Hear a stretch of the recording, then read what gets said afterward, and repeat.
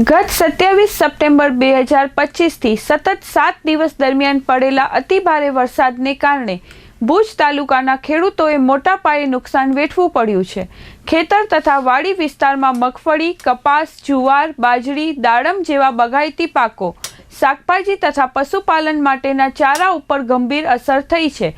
કિસાનોની રજૂઆત મુજબ પાકો સંપૂર્ણ અથવા આંશિક રીતે નષ્ટ થતા ગંભીર અસર થઈ છે।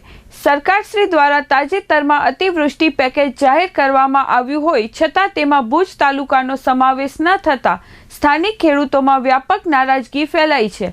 ભુજ તાલુકા કિસાન સંઘના પ્રમુખ કાનજી કે ઘાગલ દ્વારા માનનીય સરકારશ્રીને રજૂઆત કરીને જણાવ્યું છે કે ભુજ તાલુકાનો મુખ્ય વ્યવસાય ખેતી અને પશુપાલન છે અને વરસાદથી સૌથી વધુ અસરગ્રસ્ત તાલુકાઓમાં ભુજનો પણ સમાવેશ થાય છે। તેથી તાત્કાલિક અસરથી કૃષિ રાહત પેકેજમાં ભુજ તાલુકાનો સમાવેશ કરવામાં આવે તેવી માંગ ઉઠાવવામાં આવી છે। આજે ભુજ મામલતદારને આ અંગે રજૂઆત કરીને આવેદનપત્ર પાઠવવામાં આવ્યું હતું। આજે ભારતીય કિસાન સંઘ ભુજ તાલુકા દ્વારા જે ગત 27-9 થી સતત 10 દિવસ વરસાદ વરસવાના કારણે જ્યાં ખેડૂતોને મોઢે આવેલો કોળિયો જ્યારે છીનવાઈ ગયો, એમાં છીનવાની વાત કરીએ તો મગફળી જે તૈયાર પાક હતો એ પાક આખો સડી ગયો, ચારો પણ ગયો, કપાસ પણ હતો, કપાસ પણ ઉગી ગયો, જુવાર બાજરી હતા એ પણ ઉગી ગયા। તેની સાથે સાથે દાડમ જેવો કચ્છમાં એક મોટો સમજી લો કે 16,000 હેક્ટરમાં જે મોટી ખેતી થતી હતી એ દાડમનો પાક પણ એક નિષ્ફળ ગયો। એની સાથે શાકભાજી હતા સતત વરસાદના કારણે સંપૂર્ણ નિષ્ફળ ગયા છે।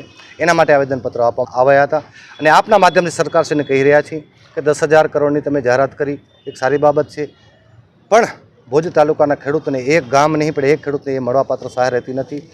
ભુજ તાલુકાના ખેડૂતોનું લગભગ 80 થી 90% જેટલું મોટું નુકસાન થયું છતાં પણ એક ગામ અને એક ખેડૂતને જે સમાવેશ કરવામાં આવ્યો એ દુઃખની બાબત છે। પણ જ્યારે ખેતી પ્રધાન દેશમાં ખેતી કરવી હોય, આ તો કુદરતની કહેર છે, 100% સાચી વાત છે, પણ સરકારે એક માય બાપ હોય અને સરકારશ્રીને અનેક વખત અમે રજૂઆત કરી હતી પણ જે તે વખતે સમજી લો કે રજૂઆતે ધ્યાન ન આપતા આજે નછૂટકે અમારા આવેદનપત્રમાં આપવામાં આવ્યું હતું।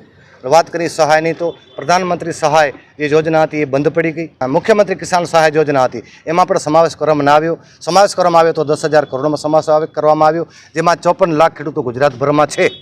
એની સાથે સાથે ભુજ તાલુકાની અંદર 36,000 ખેડૂત ખાતેદારો છે, તો એક પણ ખેડૂત ખાતેદાર અને માલધારને એક પણ રૂપિયો અમને મળ્યો નથી, જેના બાબતમાં ખેડૂતોને મોટો રોષ છે।